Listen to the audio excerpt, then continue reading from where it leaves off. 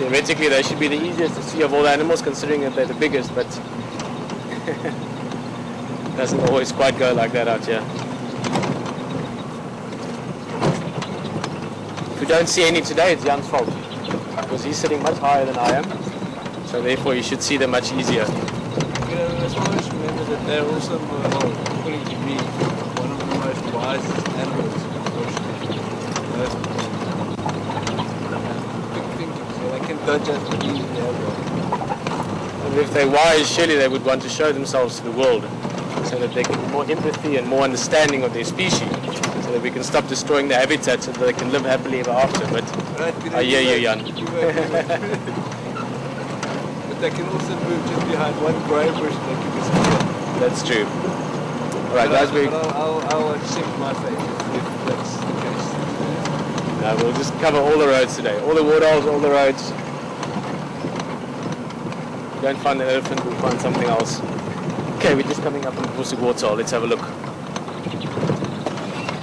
Let's grab a little squiz. There's some dung. It's from about 2 days ago.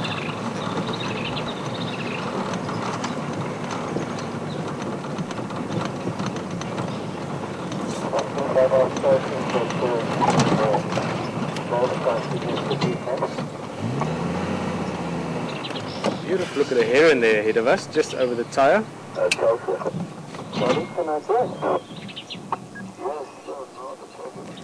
Might actually get a little bit of interference from the engine's heat. You can see every now and again the image fades a bit. That's just from looking so closely over the front of the car. I'm going to go closer again, but I've got a feeling this heron might fly away. Very beautiful bird this is, quite a young heron, and even though it's a very, very bright afternoon and it's quite glary, it is a lighter than average heron as well. Let's go a bit closer, maybe it sticks around.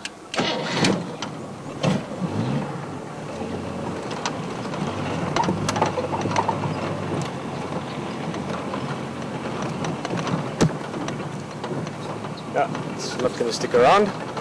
It's going to fly away.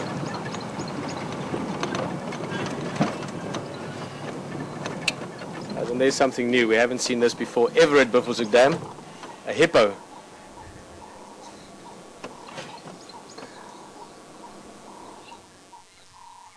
By far our most reliable animal out here. Hungo the hippo.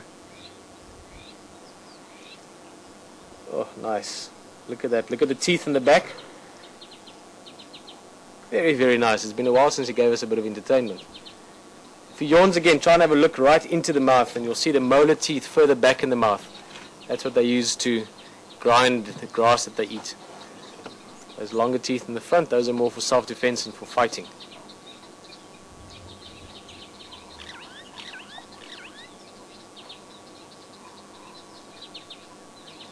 See, you can never tell what you're going to see. Hippo's always here, but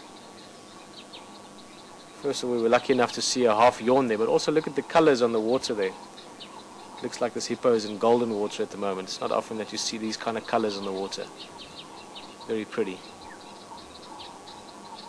And that's essentially what makes this new and exciting and different all the time. Even things that you might expect to see, like this hippo, might just be in a different light.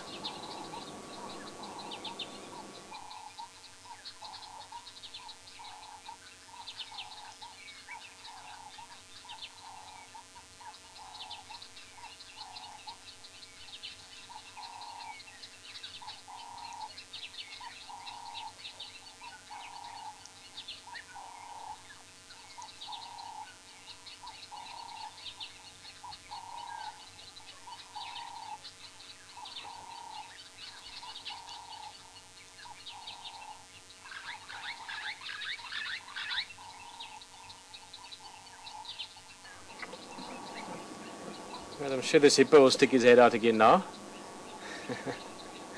Hopefully he still gets up to 1 or 2 yawns or tricks for us. I'm going to spend a couple of minutes around the waterhole here. It's very quiet otherwise, a couple of birds drinking water, doves, starlings. But just going to take a few minutes and see if anything else maybe stirs.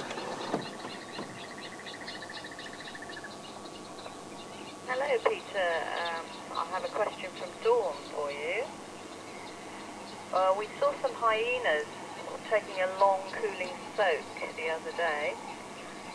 She was wondering if hyenas pant, and what other African animals use panting as a means of cooling the body. Okay, cool. Dawn, nice to have a question from you again. Hyenas do pant. I mean, that's what we saw the other night. It's actually on Drive with Rex, and I was on camera with him. Saw those two hyenas take a bit of a swim. And it's something that they do, especially when they've been feeding. They go and lie in the water with their whole bodies. Now, hyenas can eat a massive amount of food, the same as most predators can. And obviously, when the belly is that full, they literally get very hot just from the digestive effort. He's giving us an underwater yawn. It's the more secretive kind of yawn that hippos do. He's curious about us. Just to get back to that, the hyenas, quite often when their bellies are full, that's when they will actually lie in the water. Also on hot days, if there's a carcass close by, you'll find them at waterholes just soaking away. Now, as far as panting goes, most of your larger predators pant. Things like wild dogs as well, lion, leopard, hyena, jackal. I'm just trying to think now, most of your antelope species don't really do that. Your antelopes normally have got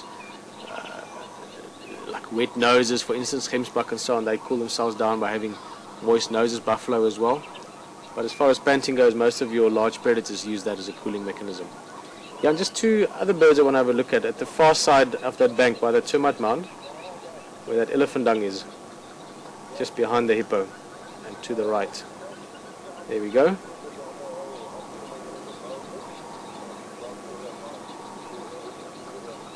These two birds you see, I'll put it this way, you see them in the day if you look around carefully, but they're more active at night. And you'll always find them around water, which is why they're called water thickneys. Or the older, or the previous name, which I still prefer, maybe because I'm used to those names, was a water dikkop. One meaning thick knee, dikkop meaning a thick head. They've got these beautiful, almost eerie sounding whistles that you hear at night around any waterhole in southern Africa. Well, not any waterhole, most waterholes.